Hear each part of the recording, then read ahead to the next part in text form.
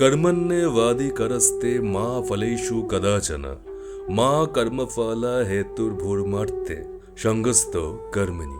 অধ্যায় 2 শ্লোক 47। এর অর্থ হলো তোমার অধিকার শুধু কর্মের ওপর, কর্মফলের ওপর না তোমার অধিকার আছে না তোমার নিয়ন্ত্রণ আছে। আর কোনো কিছু কর্ম যখন কিছু পাওয়ার উদ্দেশ্য করছো সেখানে তোমার স্বার্থ জড়িয়ে রয়েছে।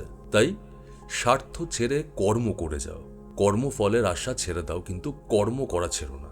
আর এটাকেই যদি বর্তমান দিনে আমরা আমাদের সম্পর্কের ক্ষেত্রে ইমপ্লিমেন্ট করতে যাই, সেটা খানিকটা এইরকমভাবে রিলেট হবে যে আমরা বর্তমান দিনে যখনই কোনো সম্পর্কে জড়াই না, সম্পর্কে জড়ানোর আগে থেকে সম্পর্কে জড়িয়ে যাওয়ার পর অবধি আমাদের প্রত্যেকটা মুহূর্তে প্রত্যেকটা জিনিসে এক্সপেকটেশন জুড়ে থাকে।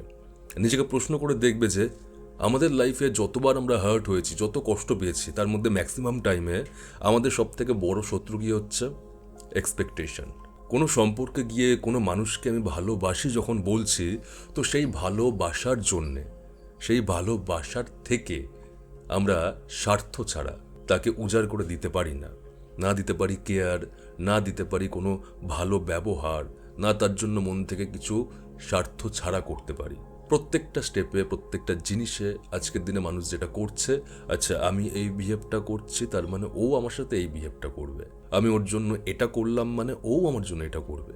এর বাইরে গিয়ে কিন্তু আমরা কি পাবো না পাবো, ও করবে কি করবে না, এটা পুরো ছেড়ে দিয়ে আমার ভালোবাসা থেকে আমি নিঃস্বার্থে করছি, এটা হয় না।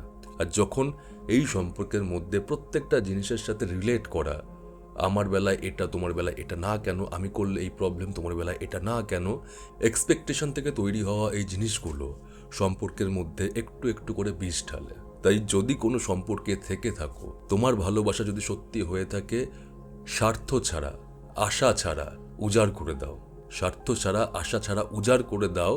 যদি সামনের মানুষটা ঠিক হয়ে থাকে তোমার জন্যে, তুমি ঠিক পাবে, ঠিক রিটার্নে পাবে, তোমার চাইতে হবে না আমি তোমার বেলায় এটা করেছি, আমার বেলায় তুমি এটা কেন করছো না, তোমার বলতে হবে না, তুমি তার ডবল পাবে। আর যদি না পেয়ে থাকো, তখন মনে করবে ঈশ্বর তোমায় সাইন দিচ্ছে এটা তোমার জন্য সঠিক মানুষ নয়, সেটা বুঝে যাওয়ার।